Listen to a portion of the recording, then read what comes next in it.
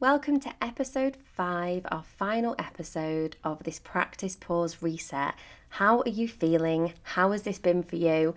Have you been doing the little tasks every day? I would love to know. Make sure you share it with me. You can add it in the comments. You can follow me and tag me on Instagram so I can see it and reshare. You can drop me an email. I really care that this has been achievable for you, and I've tried to make sure that all your little activations are achievable, that you can do them in real life, that you can integrate them into your day, and that this is a series you can come back to anytime. And if you know a social worker who would benefit, then please share it with them. In this episode, I'm going to bring everything together and talk about why calm comes first. Now, when I started the Social Work Collective Academy, we didn't always have a framework, but one of the things that was really important to me was that calm and confidence were an integral part of all the training that I delivered. And although with the Social Work Collective Academy, all our training is online, it's on demand, you can access whenever you need, and new training is uploaded every single month. When I deliver training in person, I will always begin with either a guided talk, what I now call a practice pause. And although I do that at the end of the podcast, when I'm in person and when I'm training, I do that at the beginning of the session. And the reason that I do that at the beginning is because I know that when people are arriving to a training session, everyone's had a different experience that morning. They might have been in a rush, they might have been caught in traffic, they might have had to get somebody else ready and out the door before they have. Everyone arrives with different energy. And they are bringing everything with them. They've got to-do lists in their mind. They are distracted. They're already thinking about what's going to happen next week or the week after. In social work, it might be that we had a plan for the day and our phone goes off and all of a sudden the plan changes because we have to respond to that specific emergency at that time. So the reason that I do that calm reset, that practice pause at the beginning of a session, is to remind people to check in with their body, to check in with how they are feeling. And because I know that when I do that, whatever comes next is going to bring them focus. Skills will not embed when we are dysregulated because our body is in too much turmoil trying to manage that dysregulation. So I know when I'm training, if I'm teaching anything, if I'm sharing an idea, it's not going to land as well as it will when I do some kind of meditation or pause. And that doesn't always feel comfortable for people, particularly if they are a bit heightened, if they're a bit unsure. Sometimes people laugh, and I always say that's okay. That's just a normal response to something that is new, and particularly if we're feeling nervous or if we're not okay with silence. But that is the reason that calm comes first, because everything that comes after it is going to be done from a place of being considered, of being regulated, whatever that means for you. It is the foundation of ethical practice for me, safer decisions, that sustainable confidence. And in practice, it might just be taking a minute to check in before we dive into a meeting and ask questions. It may just be a pause before you start to talk.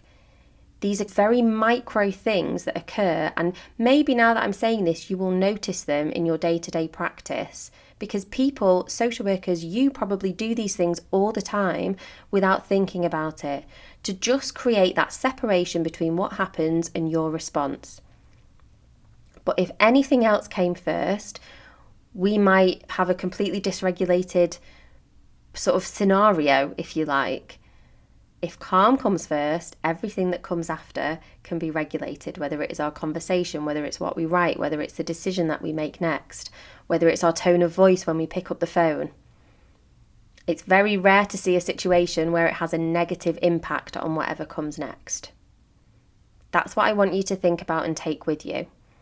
How this can be like a ripple effect, not just in your professional life, but in your personal life as well. We're not seeking perfection. We're not trying to be something that we're not. We're not trying to overly integrate something into our lives.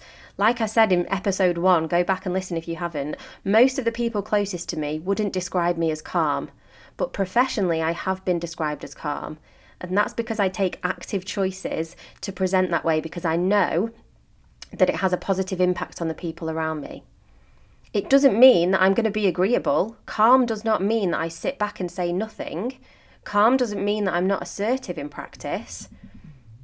Calm does not mean quiet and passive.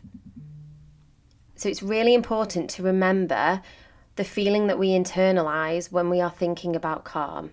It's actually about looking after ourselves. It's about making sure our heart rate doesn't raise so high that we can't think. Calm is about so many different things that we wouldn't even begin to touch upon in this short series.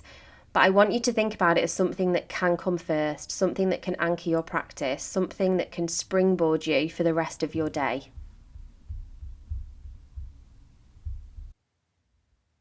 And if you have found this series helpful, there are a couple of things that you can do to keep going on this journey on your commitment, first of all, to calm, but then to thinking about the way that you want to practice as a social worker and the things that you want to bring into your life. The first thing you can do if you found this series helpful is to tell me, comment on any of the videos on YouTube, drop me a message. If you are on Instagram or Facebook, then take a screenshot and tag me so I can see. It means so much to know that I'm not doing this alone. None of us are doing this alone. We're all in it together. We're a massive collective of social workers who are committing to the way that we practice. So please share it with me, but also share it with other people that you know might find it useful. Make sure that you make the most of your reflective guide. Come back to these episodes whenever you need them. They are here for you, as is that guide, to use as and when you want to. And if you feel ready to take things one step further, if you know that you are making a commitment to calm, to regulation, to letting that lead you in practice, then our Practice Pause library inside the Social Work Collective Academy was created just for you. Like you are clear about throughout this series, I'm so passionate about the fact that, first of all, we don't have that much time to slow down, but when we do, it has such a positive impact and ripple effect on everyone around us. And I really care about making things as accessible as possible for social workers who are busy and have very limited time. I wanted to take the principles of meditation and mindfulness, but actually bring them together for something that felt realistic for social workers.